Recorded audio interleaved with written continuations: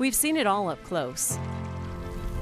Fires, floods, storms, they all threaten to wipe us off the earth.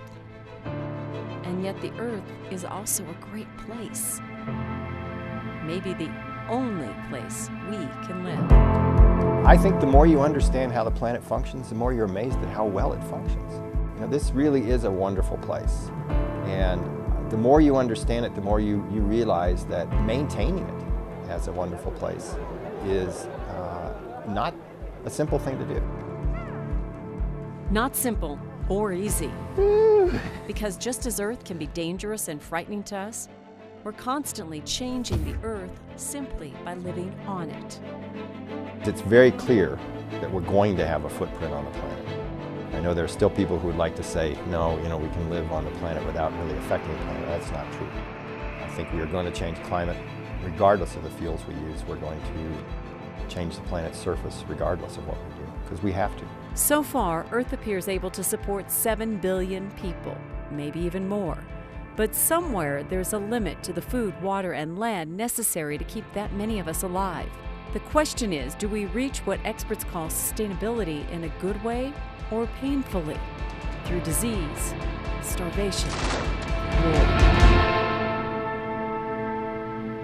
Personally, I think we're smart enough and we're sophisticated enough and we have enough technology to get there elegantly. But there's no guarantee of that. For instance, climate change can lead to large numbers of people needing to move away from rising seas. And we know what happens when you bring a lot of people together that are desperate, that are poor.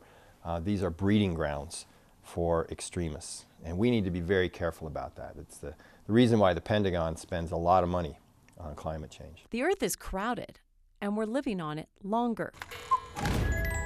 Ancient life expectancy is difficult to measure. Life was often short and hard. Before 1800, we lived between 20 and 30 years. By the 1850s, the average life expectancy was up to a little less than 40 years. By the 21st century, that increased to 67 years globally, and nearly 80 in developed countries like the United States. All of which means we're healthier and better able to cure ourselves when we get sick. It wasn't long ago, in the 1960s, 1970s, there was a real genuine thought that we could eradicate infectious disease, essentially from the planet. But our brushes with Ebola and measles recently made it clear that we're still vulnerable. I think that the one mistake that humankind tends to make throughout history is sort of a lack of humility when we approach these problems, particularly as they relate to health.